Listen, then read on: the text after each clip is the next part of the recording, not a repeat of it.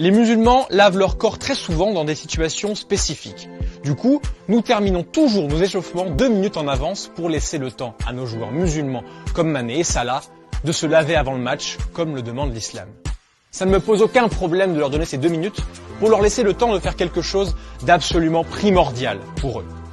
J'adore aussi le fait d'avoir une équipe autant multiculturelle. Je dirais qu'avoir d'aussi bons ambassadeurs de la religion musulmane dans notre équipe est vraiment quelque chose de génial. Salah est un modèle dans tant de domaines différents. C'est vraiment sympa de l'avoir. Non seulement lui, mais aussi Sadio Mané, parce que les deux sont des musulmans qui vivent leur religion de la même manière. Dans un monde où ces choses-là sont très souvent discutées d'une manière dangereuse ou d'une manière où vous pensez qu'ils sont tous comme ceci ou tous comme cela, et nous savons que ce n'est pas vrai. C'est bien d'avoir quelqu'un autour de nous qui est plein de joie et plein d'amour. Oui, Jürgen Klopp a une nouvelle fois montré que c'était un coach et un homme absolument génial. L'entraîneur allemand aime profondément ses joueurs et les respecte plus que tout au monde. It's fantastic. It's exactly what we need in these times. That's how it is. To see this wonderful young man, full of joy, full of love, full of friendship, full of everything, and in a world where we all struggle a little bit to understand all the things happening around on this planet. So, and it's just fantastic. It's fantastic to have him around. We have typical things before a game. He's Muslim and he is doing all the things what Muslims are doing before a game, washing procedures and stuff like that. So we come a minute or 2 minutes earlier in the dressing room that he can be ready for the game. Like Sadio, by the way, that's completely normal in a team, and that's how in an ideal world the world would work. En adoptant cette attitude, Klopp contribue à ramener la paix à Liverpool. Et oui, on est très sérieux, car comme l'a dit Jürgen, Mané et Salah sont de formidables ambassadeurs de l'islam.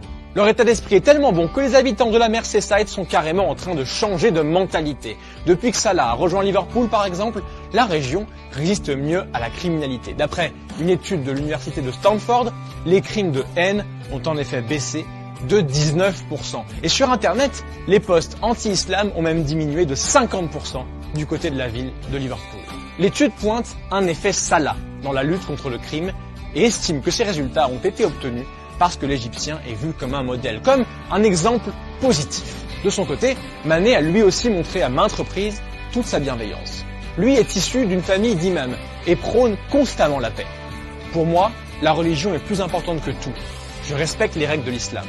Le Sénégal est un pays avec 90% de musulmans et 10% de chrétiens. Et on vit en harmonie, comme des amis. Mon meilleur ami Luc est un chrétien et on vit une amitié sincère. En 2018 et 2019, Salah et Mané ont disputé la finale de la Ligue des Champions en plein Ramadan et donc à jeun. Et les deux joueurs avaient même refusé d'obtenir une dérogation d'un imam malgré la pratique physique. Jürgen Klopp n'y avait vu aucune objection, préférant leur laisser le choix. Et oui les amis, c'est aussi pour ça que l'Allemand est l'un des coachs les plus respectés de la planète. Alors d'autres joueurs sont aussi de superbes ambassadeurs de l'islam, Mesut Özil, N'Golo Kanté ou encore Paul Pogba.